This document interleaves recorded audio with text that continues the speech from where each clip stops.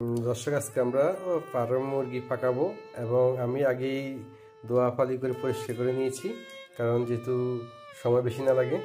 আমরা একটু আলু দিব, সামান্য একটু আলু দেব, পাশাপাশি কাঁচামরিচ, কিছু ধনিয়া পাতা, এলাচি রেখেছি, টমেটো, পেঁয়াজ এবং বাটা হলদি মরচি যেগুলা জিরা সহ, পাশাপাশি আদা বাটা, রসুন বাটা আমাদের কাছে সবই তৈরি করে রেখেছি। আমরা আপনাদেরকে সেটা দেখাচ্ছি যে কীভাবে পাক করবো। এখন আমরা শুরুতেই এখানে পেঁয়াজটা একটু ভেজে নেব। তেল গরম হয়ে গেছে, তাই আমরা একটু পেঁয়াজটা ভেজে নিচ্ছি।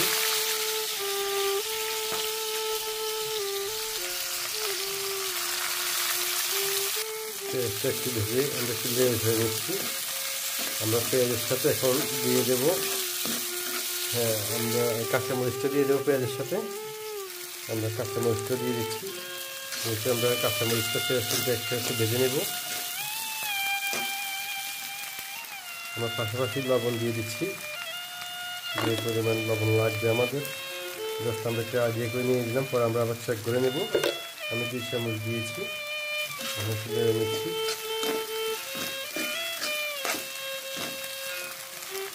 তার সাথে আমরা এলাচি, দারচিনি, তেজপাতা দিয়ে দিলাম। আপনারা যদি আমাদের মতো পাক করতে চান করতে পারেন, আর যদি আমাদের কোথাও ভুল হয়ে থাকে তাও পরামর্শ দিতে পারেন, কমেন্ট করে জানাবেন।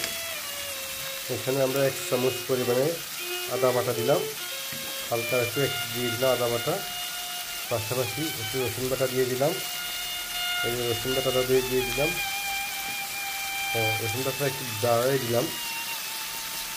তারপরে এটাকে আমরা নেব। এখন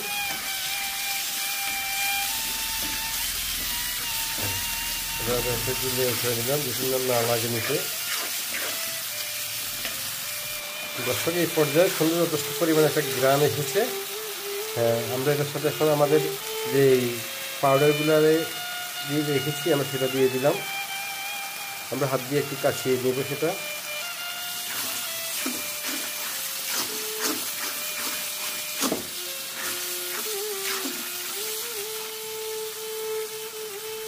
দর্শক, আমরা একটু এটাকে দিয়ে দিলাম, যেখানে নিচে না লাগার কোনো ব্যবস্থা নাই আমাদের এখানে, লাগবে না। আমরা এটার সাথে এখন টমেটোটা দিয়ে দেবো। টমেটোটা দিয়ে দিলাম। এখন এটার একটা ফ্লেভার আসছে, অনেক দারুণ একটা ফ্লেভার আসছে, এবং এটার কালারটাও সেই টমেটো যখন গলে যাবে সে একটা কালার আসবে, আমরা সেটা দেখাবো আপনাকে। দর্শক, আমাদের এটা মোটামুটি কষানো হচ্ছে, ময় মশলা যদি কষানো হচ্ছে। কষানোর পরে আমরা এটাকে মাংসটা একটু দেবো। আমরা যেমন ধরুন এখন মাংসটা দিলাম, এখানে মাংসটা একটু দিয়ে নিলাম। আমরা কিন্তু ভাজি করতেছি না, এটা জাল ফ্রাই সিস্টেম হবে, এটা ভাজি হবে না। আপনারা দেখলে সেটা বুঝতে পারবেন।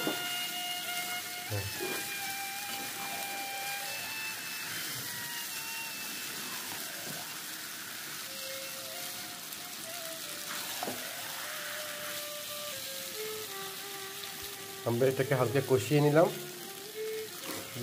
যদি কষিয়ে না আনেন তাহলে আপনার এটার ভিতরে ঢুকবে না, নুন মরিচ এবং সবগুলো অ্যাকুরেট হবে না।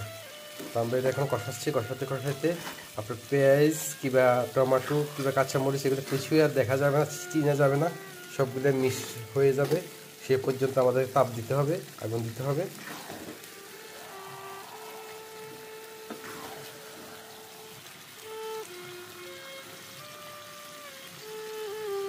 মোটামুটি আমাদের কষানোর কাজ চলতেছে।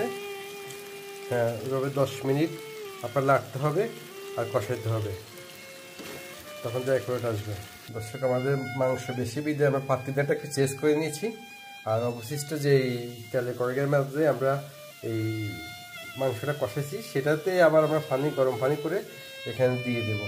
পুরোপুরি আমাদের পাক শেষ। আপনারা দেখতেছেন যে কমপ্লিট পাক। এবার আপনারা মন্তব্য করতে পারেন যে কালারটা কেমন হলো, আর স্বাদের কথা নাই বললাম, মোটামুটি হয়েছে। যাই হোক, তারপর আমার মনে হয় খুব ভালো হয়েছে। আবার আপনারা যদি আমাদের মতো করে পাকাতে চান, আমরা যে সিস্টেমে ব্যবহার করেছি ময় মশলা, যে সিস্টেম পাক করেছি, আপনারা সেম সিস্টেমে পাকাইতে পারেন।